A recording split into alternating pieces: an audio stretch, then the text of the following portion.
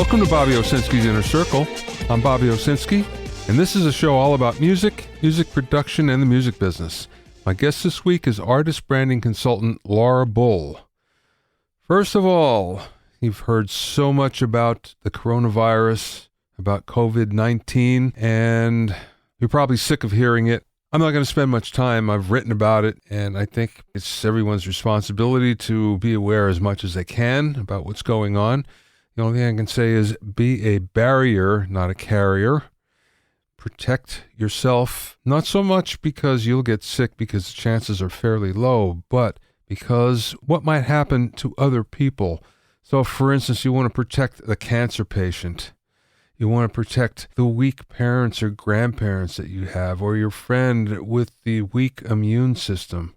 That's the problem. It's not so much that anybody that's healthy is actually going to get sick, because it's unlikely. I've done a lot of studying on this recently, and what I found is the coronavirus is actually something that we can protect ourselves very well from by just washing our hands.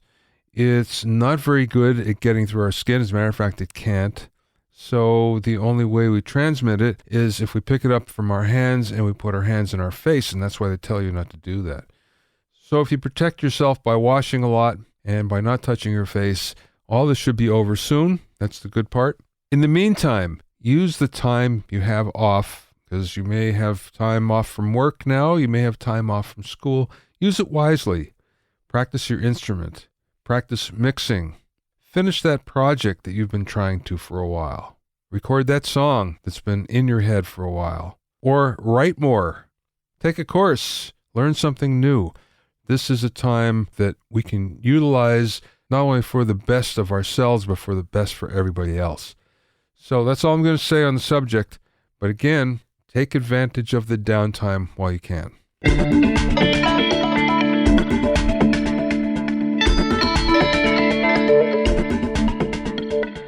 If you have any questions or comments, you can send them to questions@BobbyOInnerCircle.com. Don't forget about my online courses on mixing, production, branding, and music business success at BobbyOwsinskiCourses.com. Also, get an expert analysis and objective opinion of your songs and mixes as a member of my Hitmakers Club. Go to hitmakersclub.com to learn more.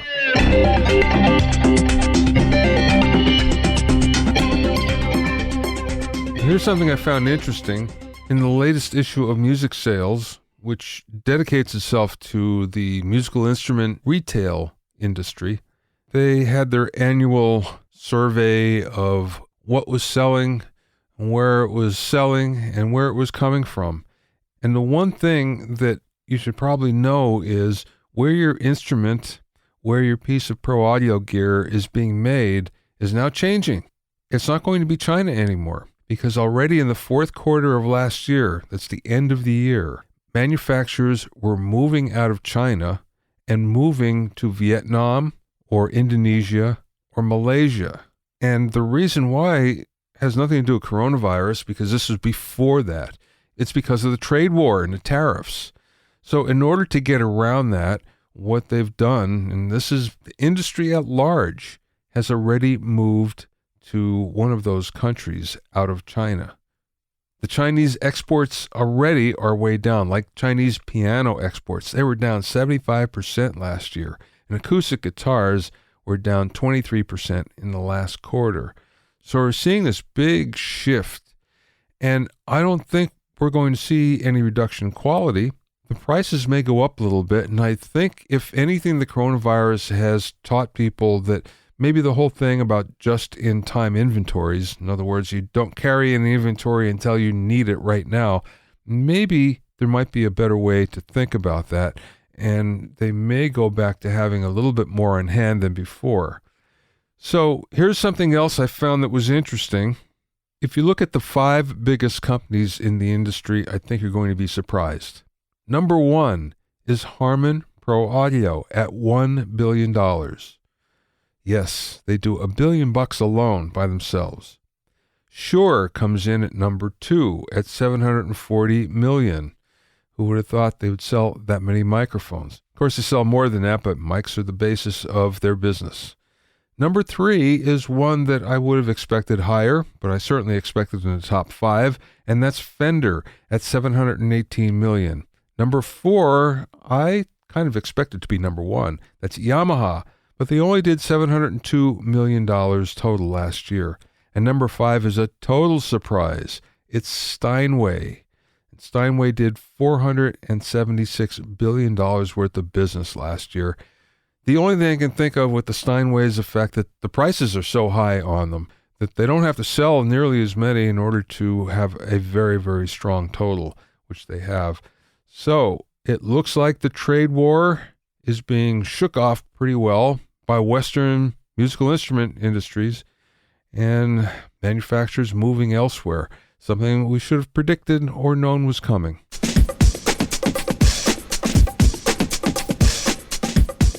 My guest today is Laura Bull, who spent 10 years with Sony Music Entertainment, where she became one of the company's youngest executives at the age of 28.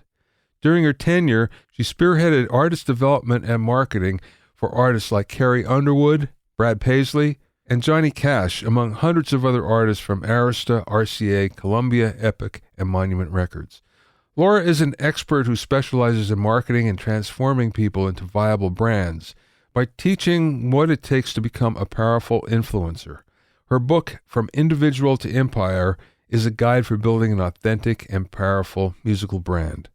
During the interview, we spoke about artist branding, the difference between marketing and branding, the it factor of an artist, working through a regime change at a label, and much, much more. I spoke with Laura via Skype from her home in Dallas. Let's just go to your music background first of all. Tell me how you got into the music business. Oh, well, I guess in like high school, I did all the choirs and the operas, and I thought I went into it thinking I was going to do the music side. And really I was concentrating on the A&R side of things and helping artists really discover who they are and help figure out their sound and their songs. And so I went to Belmont University for music business. And then I immediately started working at Sony as an intern. And within a semester or two, a position opened up in the marketing department. And then I realized once I started working in the marketing department that it was it was just as creative, doing the marketing side of things as the A&R. So I just never looked back. I stayed in marketing my rest of the 10 years at Sony. That's a long time to be at one job in the music business. You're lucky. Yeah. Yeah. There was like a joke among the industry, like, wow, you've been there for a decade. Like that's unheard of. So yeah, it's very, very rare actually. So you worked on a lot of campaigns for major artists then. Oh yeah.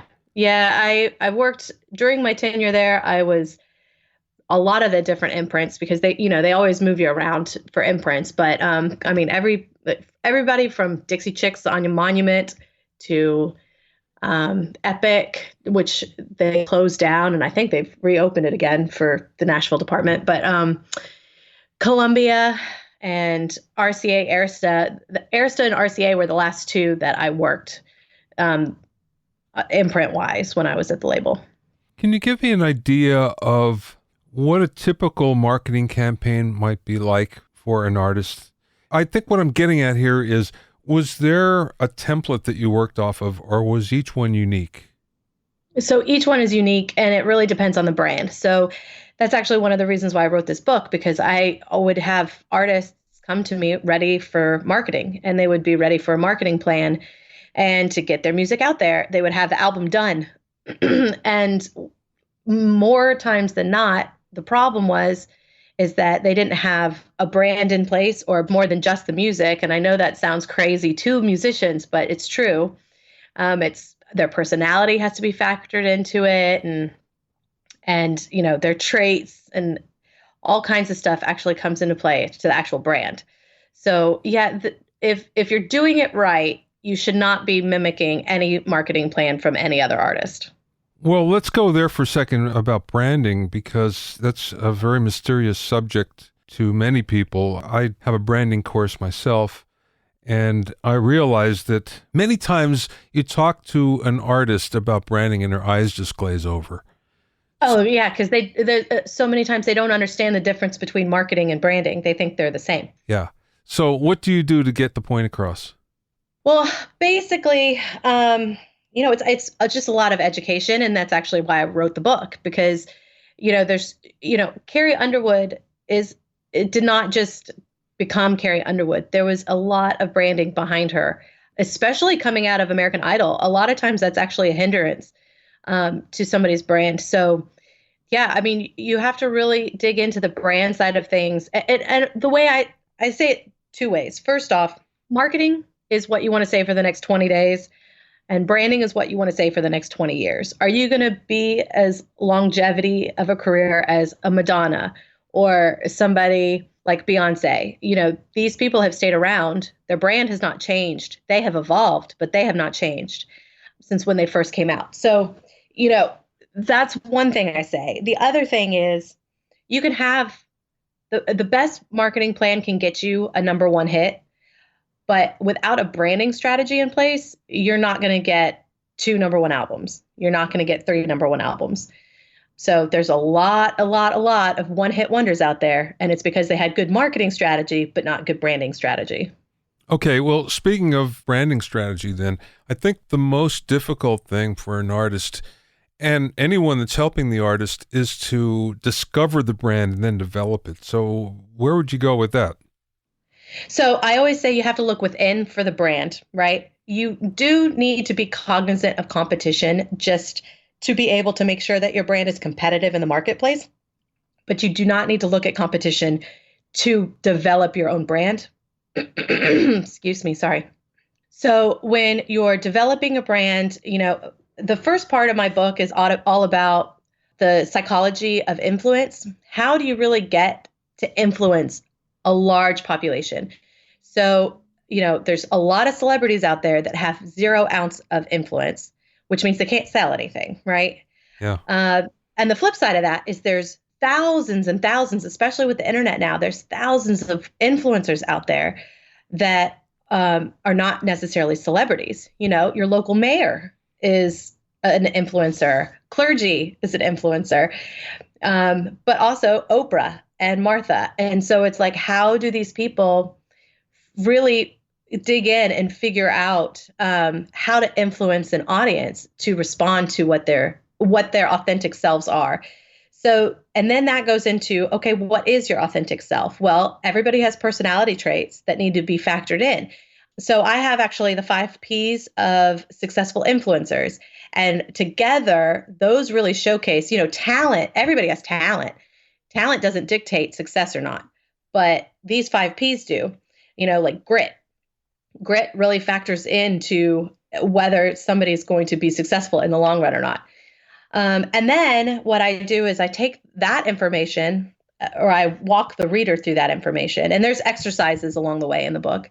And then that goes into the brand matrix, which is the way that I help showcase the 3 major elements of a brand, which are product, image, and narrative. And then helping that person find out dig all those things about them and their music or whatever their product is. Because, if a politician is selling themselves, what they're really selling is their policies, because that's how they're going to vote, right? So whatever that is, the product that they're selling, where do those coexist? Where do those 3 major elements coexist in the person's brand?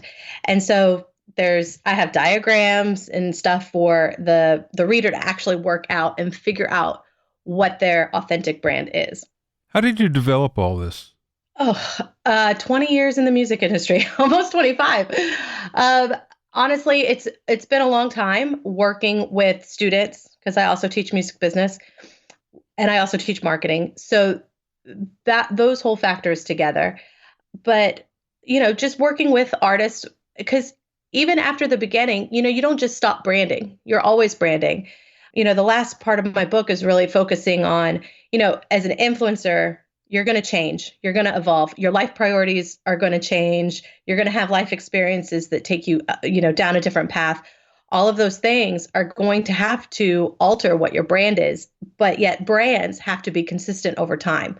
So there's also that psychological element of, okay, how do you evolve your brand without changing those core elements? So the brand matrix really helps you figure out what those core elements are. How would you describe your brand? Well, I am pretty dedicated. I have some humorous elements into my conversational tone. I'm Southern. I'm very classic. And, I like things that are very classic and clean and not a lot of flash to it.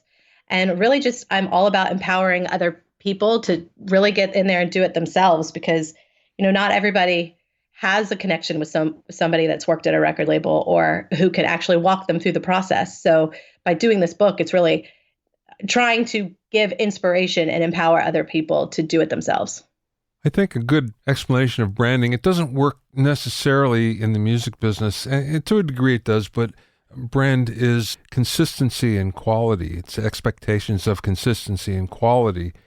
McDonald's is the big one. No matter where you go in the world, a Big Mac is a Big Mac, and the Golden Arches are the Golden Arches. Absolutely. That's easier on a product than it is on a person, especially somebody in music, because as you know, music changes, an artist changes, and the product somewhat changes. And yes, you can still hear the same qualities, but it still does change. So how do you reconcile that? So as I was kind of alluding to earlier, so for instance, let's take Taylor Swift as an example. Taylor Swift, I say old Taylor Swift, i.e. country Taylor Swift versus new pop version of Taylor Swift. Obviously, her product has changed, right? Yeah. The sound of the product. But if you really dig into what the themes of what she is doing, those have stayed the same pretty consistently. She's really a storyteller at heart. So if you really dig into the storyteller aspect of things, but again, the Matrix is about a group of characteristics and traits. It's not about one thing, right? So if Taylor Swift wants to dye her hair brown tomorrow, her blonde hair has absolutely nothing to do with her all-American, girl next door image. So those things, if you look about like the type of clothing that she wears, the type of wardrobe she wears, she's never too revealing. She's never too flashy. She has definitely elevated her style over time from going from cowgirl boots and sundress to, fashion forward statements. But overall, that look has stayed the same. So what we're trying to do is figure out what those core elements are that don't change over time, that you can evolve everything else around what the artist is, and everything else outside of those core pillars can change. But really, those core do not change. So if you think about, like, for instance, Madonna, she's still overtly sexual and she's still, trying to push buttons. These are still elements that have been part of her brand since the 80s. She's still doing that today. Obviously, she's evolved over time. But again, it's about what is it that these artists really want to stand for the next 20 years, not just what they want to say on this album. Yeah, the thing about Taylor Swift that I always found interesting was because of her interaction with her fans online, and especially in the early days, when her concerts are pre-Taylor Swift, the star, she always seemed like the girl next door. 100%. And if, you were a little girl, you could relate to her as your friend. And now that she's grown and you've grown, you feel that, yeah, now she's my older successful sister or my older successful friend from next door. But you still have that feeling about her. Am I right? Yeah, and right. So like, she practically developed MySpace communities. I mean, she responded to almost every single, think about back in MySpace. She responded to every single fan that reached out to her there. She's continued that on other platforms as platforms have evolved, like Tumblr. And she talks directly to her fans. She remembers her fans, but also she does things like album release parties in her homes. She will invite 20 or 30 people, fans, into her home to share the new music with as a friend would, right? She went out one year and bought Christmas presents for a bunch of fans that she was talking with online. And she actually showed up at some of their houses to do it. So that kind of connection that she has had has stayed true her entire career. And that's why when if an artist had not been that consistent in that kind of behavior and all of a sudden decided to do something like buy Christmas presents for their fans, it comes across as ingenuous. It's not authentic. But for Taylor, since it's been part of her brand, it's completely authentic. Yeah. That being said, she's very comfortable online. She's very comfortable with that kind of interaction. But not all artists feel that way. Many artists are very introverted and would prefer not to do something like that. So what do you tell them for their brand? So I'm not saying that people should go out and do what Taylor Swift is doing, because that only works for Taylor Swift. So that makes it even more purposeful for them to do a branding process to figure out what it is that they are like and what they can bring to the table that is authentic to them. If it's not authentic, it will destroy your career. So that's the number one thing, is to get down to the psychology of it and really find out who these artists are. Because if, let's say, I'm trying to think of somebody who's very introverted, like that wouldn't make sense for Beyonce to do, right? It would be disingenuous if Beyonce did something like that all of a sudden, right? So, but Beyonce has her other things that she can do. So really, marketing strategy, again, comes from that branding strategy. Well, again, now, if we're talking about an artist who isn't particularly comfortable on social, or is but only on one platform, or doesn't have the time to do it, or won't dedicate the time like other artists will. So what do you do in that case? Well, it's really hard when an artist is not involved with the elements of marketing and the business side of things. But it's hard for me to give one, because basically what you're asking is for a marketing strategy for somebody, and I can't really give that. So it's more like it's figuring out exactly what that person is comfortable with. And here's another thing, influencers don't just live online, right? George Clooney has no social media presence whatsoever, and yet he's out there changing the world and influencing massive populations. So if an artist wants to use their music in a way that influences audiences, so be it. They can do it that way, or they can get involved in charitable aspects if that's something that they feel passionate about. There's so many different ways to connect with an audience that doesn't necessarily that is authentic for their brand. And my book is not about marketing strategy. It's about branding, and it's about really figuring out what the artist wants to say for the next 20 years. So it's not about, giving tips on social media strategy and things like that. There's a bunch of books out there for that. So it really, you would read my book before you would read the marketing strategy books. What would be step number one to develop your brand? I think it has to be, starting with a psychological questionnaire, if you will, and really writing down a lot of things about what your strengths are. Strengths is a big thing. What the traits are that are unique to you. Figuring out, and this is all exercises through my book. So it starts with the psychology at the first half of the book. Really figuring out how to use that influence over the audience that you have, and also figuring out what target audience you have, because the target audience is going to dictate what a shared identity you're going to have with the audience. And that shared identity is going to really have them connect into an artist and believe in them because they understand that shared identity. So it's a bunch of just really digging in on the psychological level and figuring out, what those key elements are. How long did it take you to write the book? 5 years. 5 years. There's a lot of research that went into it, and I pulled a bunch of examples. It is a business book, but it's also structured by stories. So there are stories from artists that I've worked with. And then there's a bunch of different examples from pop culture. And everybody's in there, from Kanye to, I don't know, Ellen to Martha Stewart. There's a lot of people that are in there. So there's just been a lot of research, and then I already knew, like I said, I went into the process writing for musicians, and then it just kind of expanded from there, and now it's kind of all encompassing. Is there one particular category of business person that ignores branding more than another, than the others? Yeah. Influencers. Yeah. In general, I find influencers, because what they say is, oh, well, I know who I am and I'm ready. I know who I am. That's great. And it's probably accurate to some degree.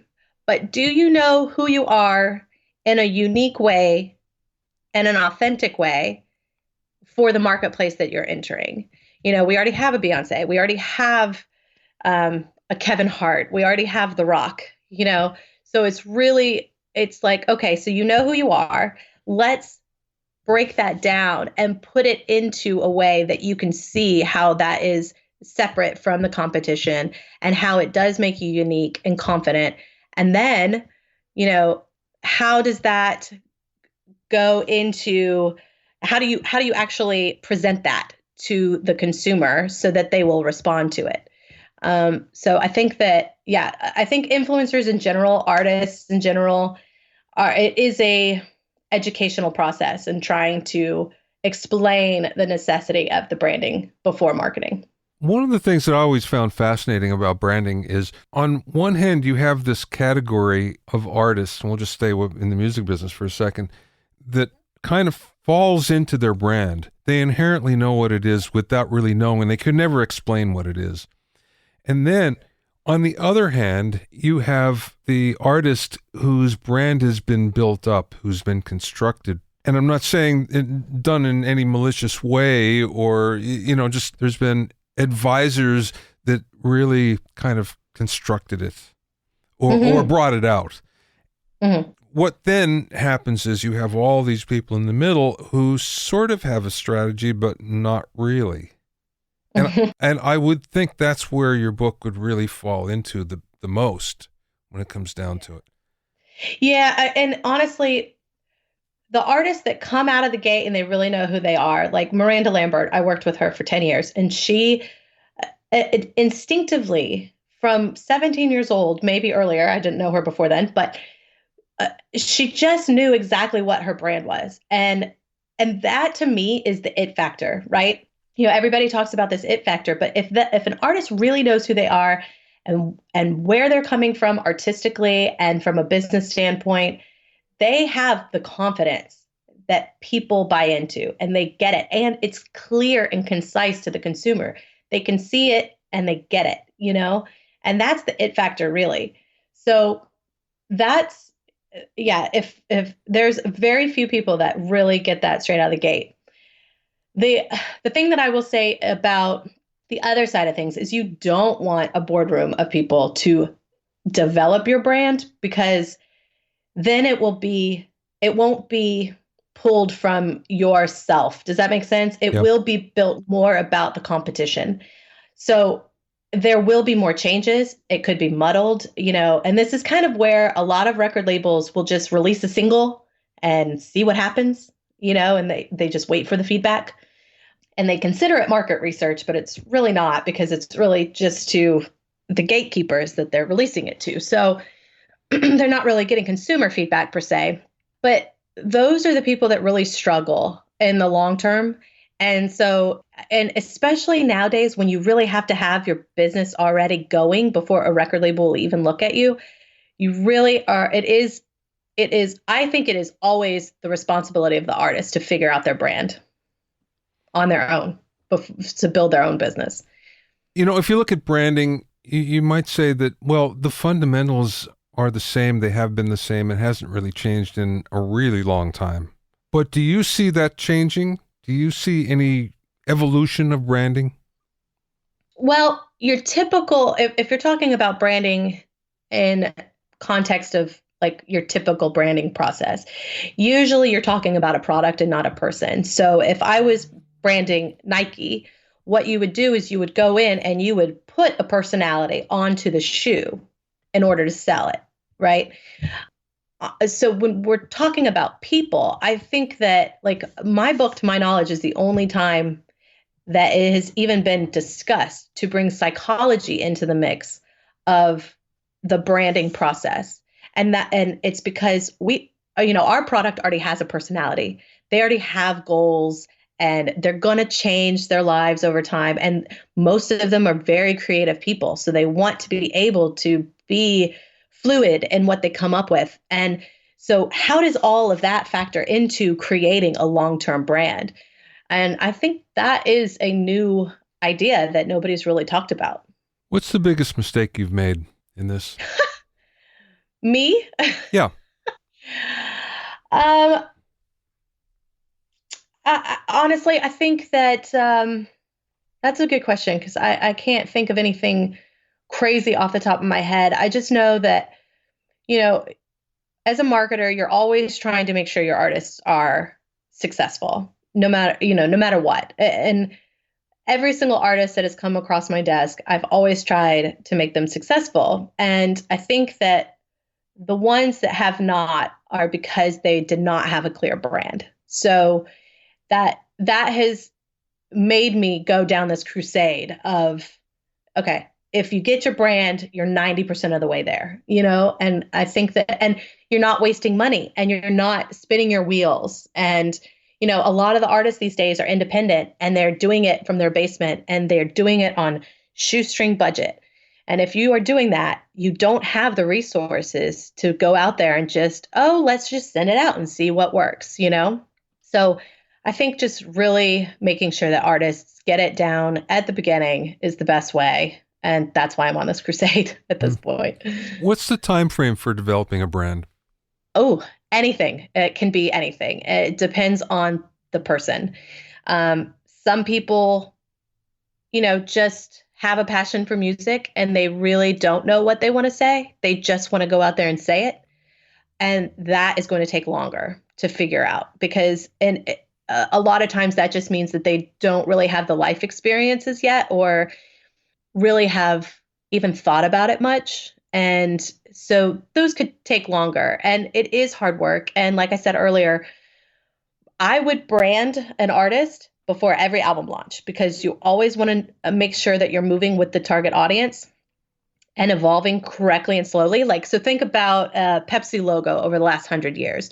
There's a threshold where if you're moving very, very slowly and evolving very, very slowly, step by step, the consumer won't get whiplash. But if you went from the first Pepsi logo to the current one, that's going to, what's happening? The consumers will get confused. So, yeah, I think that that's a big thing too. Last question, Laura. What's the best piece of business advice that either you learned along the way or maybe someone imparted to you? I got to think about that one. The best business advice. Well, I had, presidents at record labels change all the time. So I actually worked under 4 different presidents. And one of them, on their first day, they came in and they said, I'm so passionate about this music. I'm actually a fan of this music. And the day that I wake up and I look in the mirror and I say, I am no longer, making people's dreams come true. That's the day that I get out of this. And that has always stayed with me. That's been about 20 years ago now. And I think that's true. I think that no matter what I'm doing in this industry, from working at the record label or consulting or teaching music business students or marketing students, or writing this book, it's really about helping people, figure out a way to make their dreams come true. And that's kind of what has stayed with me the longest. And so the day that I look in the mirror and I'm not doing that anymore is the day I get out of the music industry. You mentioned about working for 4 different presidents. What's it like during a regime change? It is stressful. It's stressful for the people involved and it's stressful for the artists. And you're kind of in a stalemate because you don't really know what your directions are because the next person could be completely different. But we were lucky with a couple of really quick changes. The big merger was worldwide and that took a couple of years to go through. And But you always worry for your artist, and you always worry for the person sitting next to you if they're going to have a job the next day. So it's just stressful. But at the end of the day, everybody goes in there and, again, they have the artist in mind and want to sell some music. And that's kind of what everybody just puts their head down and does. You can find out more about Laura and her book at laurabull.com. That's Laura Bull, B-U-L-L, all one word, .com. Thanks for listening and being in my inner circle. Remember, if you have any questions or comments, you can send them to questions@BobbyOInnerCircle.com. To listen to other episodes of Bobby Owsinski's Inner Circle, go to BobbyOwsinski.com and select the podcast tab, or go to BobbyOInnerCircle.com, or you can find it on iTunes, Stitcher, Mixcloud, Google Play, Google Podcasts, Spotify, Deezer, TuneIn Radio, Radio Public, and Podbean. At BobbyOwsinski.com and BobbyOInnerCircle.com, you'll also find a sign-up form for my newsletter and for alerts for new podcasts. This is Bobby Owsinski. I will see you next time.